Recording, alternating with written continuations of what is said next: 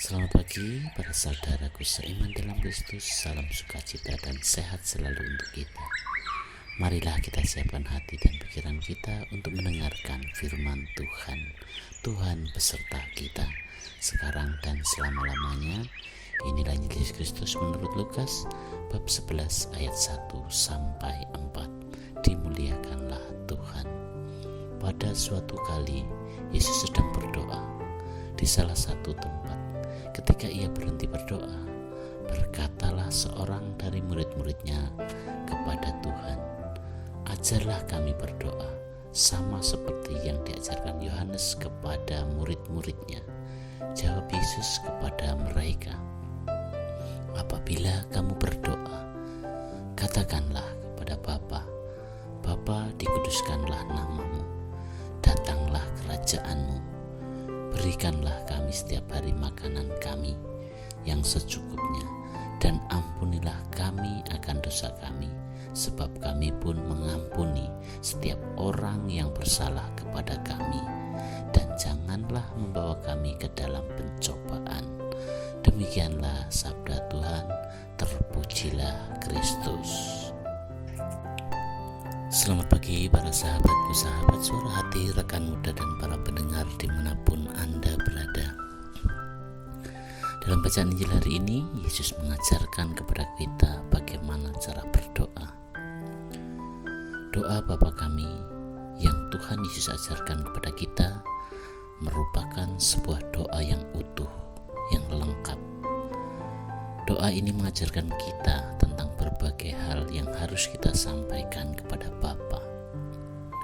Dalam doa Bapa kami ini juga kita bisa melihat bahwa sebuah doa bukan saja berisikan tentang permohonan-permohonan.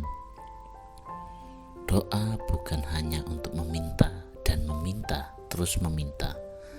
Dari bacaan ini kita bisa melihat bagaimana Tuhan Yesus mengajarkan dalam kalimat-kalimat doanya bahwa ketika kita memohon sesuatu, maka permohonan itu mendatangkan tanggung jawab sebagai konsekuensi logisnya.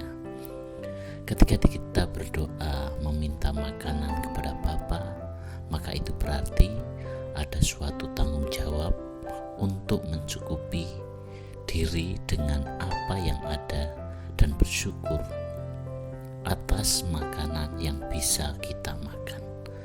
Para sahabatku, sahabat suara hati, rekan muda dan para pendengar dimanapun Anda berada, ketika kita berdoa untuk diampuni dosanya, maka itu berarti ada tanggung jawab besar bagi kita untuk mengampuni orang lain yang juga bersalah kepada kita. Ketika kita meminta untuk dilepaskan dari cobaan yang jahat, maka ada pula tanggung jawab untuk menjaga diri dan tidak dengan sengaja bermain-main dan berkompromi dengan segala cobaan dan segala godaan yang jahat. Kalimat doa pengharapan pertama adalah bagaimana kita diajarkan untuk menguduskan nama Tuhan. Ini bukanlah sebuah pujian bagi nama Allah, melainkan sebuah doa pengharapan agar nama Allah Bapa dikuduskan.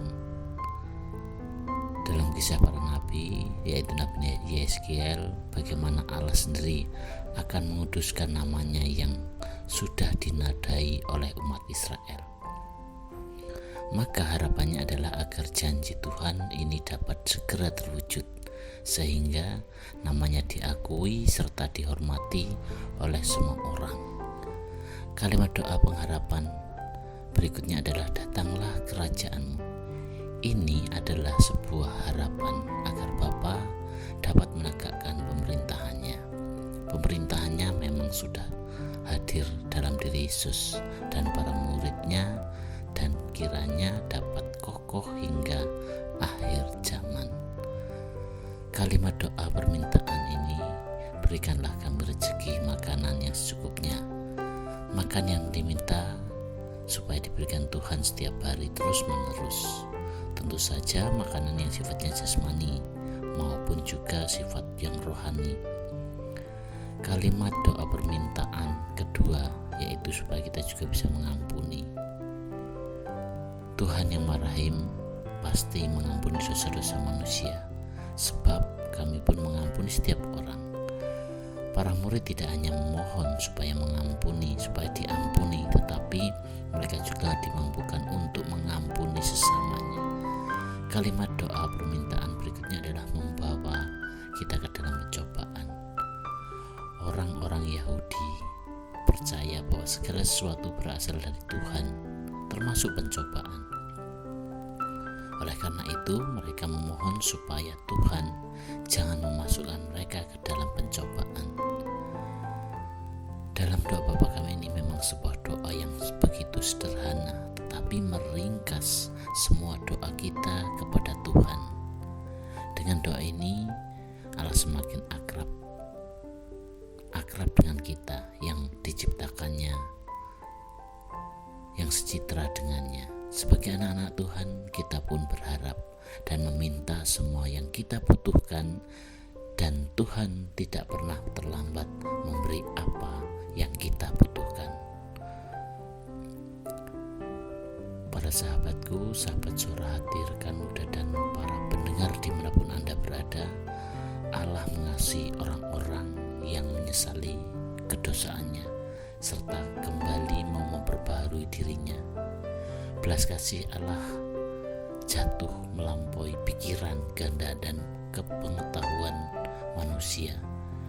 Belas kasih dan kerahiman Allah ditegaskan oleh Yesus dalam doa hari ini. Ini bukan sekedar bagaimana mesti berdoa, karena ditekankan pembelajaran dengan sebuah tindakan rohani yang terdalam, yakni bagaimana pengampunan, sebagaimana Bapa telah mengampuni kita.